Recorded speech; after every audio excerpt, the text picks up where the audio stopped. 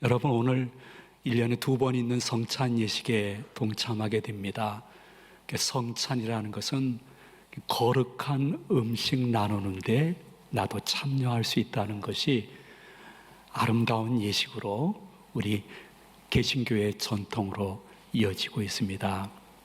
여러분이 성찬 예식에 참여하면서 드시는 떡은 예수님께서 죄인 중에 괴수 같은 나를 위해서 십자가에서 대신 찢기신 살 그리고 몸을 기념하는 영적인 음식인 것입니다. 그 후에 여러분들은 포도즙 혹은 포도주를 마시게 될 것인데, 그것은 역시 예수님께서 죄인 중에 괴수 같은 나를 위하여 십자가에서 흘리신 대속의 보혈을 기념하는 상징적인 음식인 것입니다. 이것을 깊게 묵상하지 않고 이제 연말 되니까 성찬 예식이 있구나, 의미 없이 참석하게 되어지면 세례교인들 중에 하나님 앞에서 그 순간에 실수할 수 있고요, 때로는 죄를 범할 수도 있는 것입니다. 제 목회하면서 어떤 할머님이 손녀하고 같이 성찬 예식에 참여했는데 장로님들이 먼저 떡을 나눠드렸거든요. 그러니까 그 떡이 양이 너무 적은 거예요. 야, 이건 나 먹기도 힘든데 이 손녀가 있는데 어떡할까. 아이고, 교회도 사회처럼 야박해졌구나, 조금 좀 더 주지 하면서 안타까워했던 분도 계셨습니다. 너무 귀하신 분이고 잘 모르셔서 그럴 뿐이지, 우리의 마음속에 그렇게 의미 없이 성찬에 참여할 수 있기 때문에 사도 바울은 우리가 읽은 본문 28절, 29절에서 성도 여러분, 자신을 이렇게 살피고 성찬 예식에 참석하십시오, 이렇게 말씀해 주고 있습니다. 우리 한번 다 같이 28절과 29절을 봉독하겠습니다. 사람이 자기를 살피고 그 후에야 이 떡을 먹고 이 잔을 마실지니 주의 몸을 분별하지 못하고 먹고 마시는 자는 자기의 죄를 먹고 마시는 것이니라. 아멘. 여러분, 최소한도 성찬에 임하기 전에 두 가지는 해결하고 확신하고 예식에 동참해야 됩니다. 첫 번째는 내가 왜 성찬에 동참하는가? 여러분 마음속에 진정 예수 그리스도께서 나의 영육의 모든 죄를 용서하시기 위해서 십자가에서 대속의 죽임을 당하신 것을 진심으로 감사하고 감격하는 마음으로 예식에 동참합니다 하시는 분이 누구인가? 성령님이 예배 중에 찾으신다고 성경은 말씀하고 있습니다. 사랑하는 성도 여러분, 여러분 중에 하나님이 사랑의 하나님인 것을 믿는 분들은 아멘 하시기 바랍니다. 동시에 하나님은 판단하시고 심판하시는 하나님이십니다. 그것을 공의의 하나님이라고 말씀하십니다. 하나님은 사랑의 하나님이지만 동시에 공의의 하나님이십니다. 그래서 저와 여러분 모두의 지난날에 그 많은 마음으로 지은 죄, 말과 행동으로 지은 죄에 대해서 정확히 아시고 판단하시고 공의의 하나님은 심판하셔야 되는 것입니다. 근데 가만히 보니까 우리의 모든 죄의 싹은 사망이요, 영벌이요, 죽게 되어지면 육신에서 호련히 빠져나간 영혼이 예수 없으면 지옥 가야 되는 거예요. 왜? 죄를 온전히 용서받지 못하기 때문인 것입니다. 근데 하나님이 곰곰이 인간들을 보니까요, 다른 사람의 죄커녕 자기의 죄를 자기가 용서할 수 있는 의로운 사람이 없는데 인간 중에는 한 명도 없는 거예요. 안타까운 것이죠. 공의 하나님께서 심판하셔야 되는데, 그래서 결국 죄 없으신 예수 그리스도를 이 땅에 오시게 하시고 죄 없으신 그분께서 마치 죄인인 양 십자가에서 대속의 죽임을 당하게 하시는 하나님의 사랑이 성찬 예식에 깊게 묻어 있음을 기억해야 되는 것이에요. 모든 세상의 종교는 인간이 노력하고 고행하고 선행해서 어떠한 신의 경지에 이른다고 말하고 있지만은 기독교는 유일하게 하나님이 아무 자신을 용서하고 죄사함 받고 하나님을 아버지라 부르고 천국 들어갈 수 있는 자격이 없는 사람들을 위해서 예수 그리스도를 이 땅에 보내주셔서 의인이신 예수님이 불의한 자처럼 우리와 나를 위하여 죽임을 당하셨다고 베드로전서 3장 18절에는 이렇게 선포하고 있습니다. 우리가 다 같이 봉독하도록 합니다. 그리스도께서도 단번에 죄를 위하여 죽으사 의인으로서 불의한 자를 대신하셨으니 이는 우리를 하나님 앞으로 인도하려 하심이라. 육체로는 죽임을 당하시고 영으로는 살리심을 받으셨으니 아멘. 그러므로 세례교인만 성찬 예식에 동참하기 때문에 혹시 세례교인이 아니신 분들이 동참 못하면서 교회 안에서도 차별하나 그런 생각을 가질 것이나 차별이 아닙니다. 왜냐하면 의미를 제대로 알지 못하고 동참하게 되어지면 도리어 죄를 더 짓고 예수님과 더 멀어지기 때문인 것입니다. 여러분, 현대 기독교인들 중에 예수님과 몸된 교회 봉사에 굉장히 열심인 사람들이 있습니다. 그런데 열심인 것은 좋은데 같이 일하는 사람들과 일치와 같이 아름답게 동행하는 모습이 없이 자기의 의만 나타내려고 하게 되어지면 놀라운 사실이 있습니다. 예수님을 열심히 봉사하고 있는데 예수님과는 점점 멀어지는 현대교인들이 생기기 시작했다는 것입니다. 마찬가지로 성찬 예식에는 참여하는데 분명한 신앙 고백과 감격 없이 참석하게 되어지면 도리어 다음 일주일 동안 예수님과 점점 멀어지거나 죄를 지을 수 있기 때문에 마음속에 기억하셔야 될 것은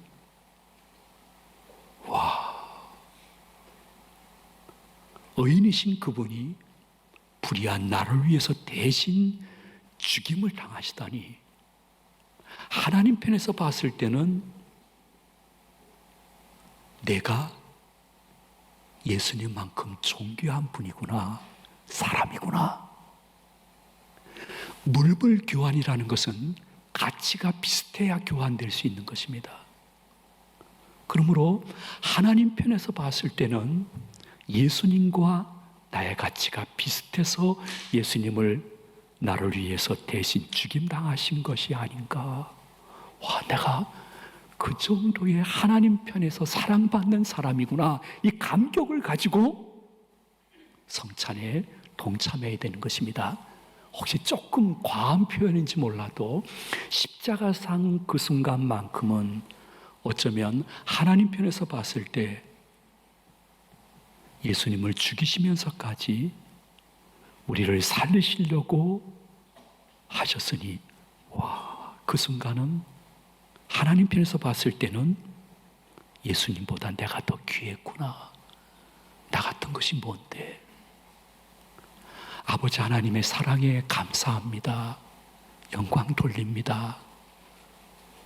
그런 마음으로 참석하시는 분들이 어디 있느냐? 다시 말씀드리지만 보이지 않지만 분명히 존재하시는 바람과 공기 같은 성령님이 그렇게 성찬에 참여하는 분이 어디 있는가? 찾으신다고 말씀하고 있습니다. 사랑하는 제 가족 여러분, 자신을 향한 하나님의 사랑을 십자가를 보며 감격하며 성찬에 참여하시기를 축복을 드립니다. 동시에 여러분 곰곰이 한번 생각해 봅시다. 여러분이 기독교인이라고 하면 나를 위해서 목숨 버릴 누가 또 있을까? 나의 죄를 온전히 사하고 어느 죽더라도 천국 돌아갈 수 있는 문을 열게 하기 위해서 나를 위해서, 이 죄된 나를 위해서 대신 죽을 사람이 누가 있을까? 있다고 하면 그 사람한테 가세요. 그 종교로 가세요. 이 순간 그냥 가세요. 만약에 나를 위해서, 나의 현세와 내세의 영육을 위해서 십자가에서 대신 돌아가신 분은 내 근처에 예수님밖에 없다고 하면 여러분 마음속에 기억하십시오. 나를 나보다 그분이 더 사랑하시고 위로하시고 격려하시고 인도하고 계시는구나. 와, 예수님은 나보다 나를 더 사랑하시고 격려하시고 인도하시는 좋으신 분이시구나. 그 고백을 안고 성찬에 참여할 때에 하나님의 성령이 그러한 분에게 새로운 믿음의 아름다운 열매를 주시는 시간이 성찬의 예식인 줄로 믿으시기를 바랍니다. 그래요. 성찬에 동참하면서 그 예수님의 십자가도 묵상하지만은 동시에 부활 승천하셔서 성령으로 우리 곁에 오셔서 우리가 어디에 가서 혼자 있더라도 결코 홀로가 아니도록 인도해 주시는 성령님 바라보며 더 큰 위로를 경험하고 성전을 떠나는 성도님들 되시기를 축원해 드립니다. 마지막으로 한 말씀만 올리도록 하겠습니다. 왜 성찬에 참여하느냐? 동시에 성찬 참여 후에 나는 어떻게 살아야 될 것인가 하는 문제를 해결받고 성찬에 동참하셔야 됩니다. 여러분에게는 새로운 정체성이 생겼습니다. 그것을 사도 바울이 고린도후서 5장 17절에서 이렇게 정의하셨습니다. 우리 한번 다 같이 봉독합니다. 그런즉 누구든지 그리스도 안에 있으면 새로운 피조물이라. 이전 것은 지나갔으니 보라 새 것이 되었도다. 여러분들은 예수님 안에서 새로운 피조물이 된 줄로 믿으시기 바랍니다. 전에는 세상과 혹은 사단의 자녀였지만은 지금은 하나님의 자녀요 하나님의 백성으로 신분이 바뀐 것입니다. 바뀐 정체성을 바라보며 자신을 향하여 너무너무 감사하는 마음으로 성찬에 동참하셔야 됩니다. 그런데 정체성이 바뀐 우리는 앞으로 어떻게 살아야 될 것인가? 내 삶의 주도권은 누구인가? 하는 이 문제에 대해서 사도 바울이 로마서 14장 8절에 이렇게 선포하셨습니다. 우리 다 같이 봉독합니다. 우리가 살아도 주를 위하여 살고 죽어도 주를 위하여 죽나니 그러므로 사나 죽으나 우리가 주의 것이로다. 아멘. 정말 예수 그리스도가 훌륭한 세계 4대 성인 혹은 윤리도덕가 혹은 완벽한 의사 혹은 사회 불이한 것들을 전복시키는 사회혁명가가 아니고 나의 영육의 유일한 구주이시며 나를 위해서 자신의 목숨까지 버렸다는 사실을 인정한다고 하면 우리의 나머지 삶의 주도권은 내가 쥐면 안 됩니다. 나는 그분을 위해서 죽지는 못할 망정 내가 그분의 몸된 교회와 복음과 신앙생활 하는 것이 모든 삶과 신앙과 선택의 최우선이 되어야 됩니다. 이것이 현대교인들에게 점점 사라지고 저한테도 사라지고 있습니다. 그래서 여러분에게 고면하는 것이 아니라 같은 마음으로 이야기를 합니다. 나는 나의 모든 일주일 동안의 삶, 시간, 그 선택의 최우선순위가 예수님과 그의 몸된 교회와 예배인가 아닌가, 그것을 살핀 후에 혹 회개할 것이 있으면 회개하고 성찬에 동참하라는 것입니다. 사랑하는 성도 여러분, 이것은 이루어지면 안 될 일이지만 제가 한번 생각해서 말씀을 드립니다. 우크라이나 전쟁이 어떻게 휴전이 되었습니다. 이스라엘과 중동 아랍권이 서로 지금 전쟁하고 있는데 그것이 극적으로 휴전이 되었습니다. 그럼 그 후에 전 세계 속에서 전쟁이 일어날 확률이 제일 많은 지역은 어디일까? 아마도 대한민국이 될 수도 있습니다. 우리는 남북이 아직 휴전 상태이기 때문인 것입니다. 만약에 그럴 일이 없어야 되겠지만 국지전이든 전면전이든 전쟁이 우리나라에서 일어나게 되어지면 여러분들은 지금처럼 이렇게 평화스럽게 예배를 드릴 수가 없을 것입니다. 절대 못 드릴 것입니다.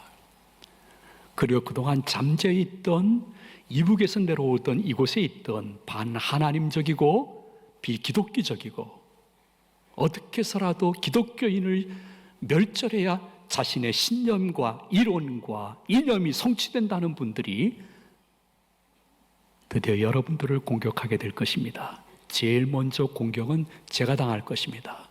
교회 지도자들이 당할 것입니다. 그 다음에 여러분들도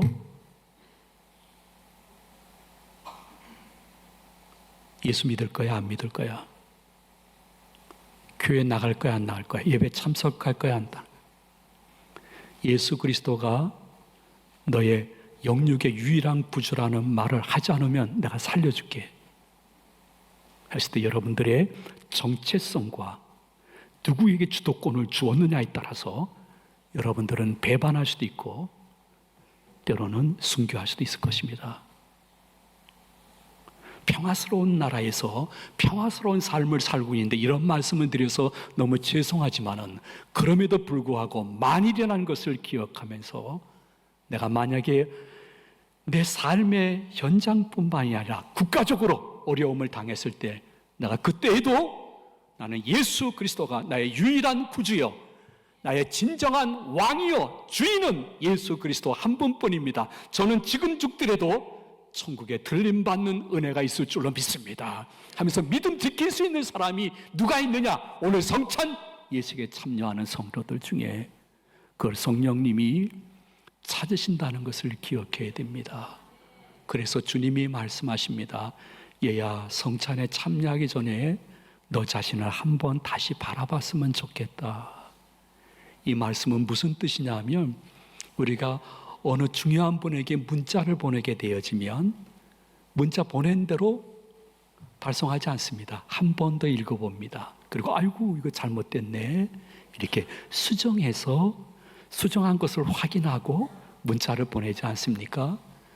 자기를 살피라는 것은 그러한 의미인 것입니다. 그렇지 않고 어느 교회 청년부에 찬송가 자막 이렇게 써서 보여주는 청년이 그 청년부가 학위 수련회 가가지고 경배와 찬양을 하는데 얼마나 청년들이 열정적으로 경배와 찬양을 합니까? 여러분들하고 많이 다릅니다. 근데 찬양이 나오는데 그 가사가 이 자막 담당 형제가 한번 확인 안 하고 보내가지고 뭐가 떴는 거 아니? 주님 사랑해요 이거 떠야 되는데 누님 사랑해요 그게 떴어요. 그래 청년들이 다 어른이 됐답니다. 따라 불러야 되나 말아야 되나.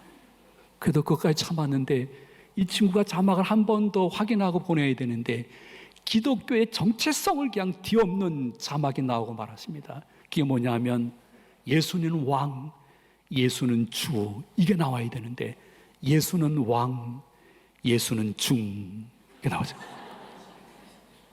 다 같이 어른이 됐답니다.